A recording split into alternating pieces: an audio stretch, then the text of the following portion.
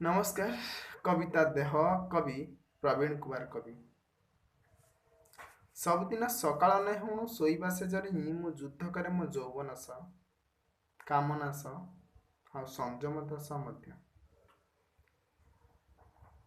ପ୍ରତିଦିନ ଆଖି ଖୋଲିଲା ପରେ ମୋ ପାଖରେ ମୁଁ ପାଏ କେବଳ ଗୋଟେ ଦେହ, ଯାହାଟି ସମାଧିସ୍ଥ ଥାନ୍ତି କିଛି ଭୋକ, କିଛି ନିଆଁ, କିଛି ଆଇଁଷିଆ ରକ୍ତ। ମୁଁ କିଛି ବୁଝିବା ପୂର୍ବରୁ ହିଁ ଆରମ୍ଭ ହୋଇସାରିଥାଏ ଯୁଦ୍ଧ। ବାଜି ସାରିଥାଏ ପଞ୍ଚଜନ୍ୟ, ଉଠି ସାରିଥାଏ ଗାଣ୍ଡିବ।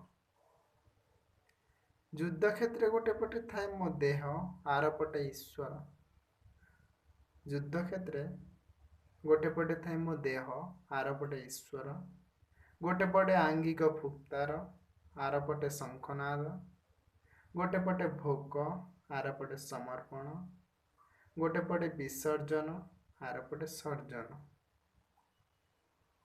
ବାସ୍, ମୋ ସାତସିଆ ବିନ୍ଦୁଏ ପୃଥିବୀରେ କେଇ କ୍ଷଣ ପାଇଁ ଚାଲେ ଘମାଘୋଟ ଯୁଦ୍ଧ।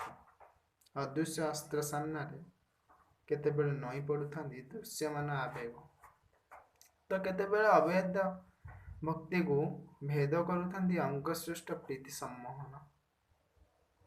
ଏମିତି ଆଗେଇ ଚାଲେ ଯୁଦ୍ଧ। ଏମିତି ଆଗେଇ ଚାଲେ ଯୁଦ୍ଧ। ହେଲେ ଦେଖୁ ଦେଖୁ ଗଡ଼ିଯାଏ ସମୟ, ନିଗିଡ଼ି ପଡ଼େ ରକ୍ତ, ଝଡ଼ି ପଡ଼େ ଆୟୁଷ।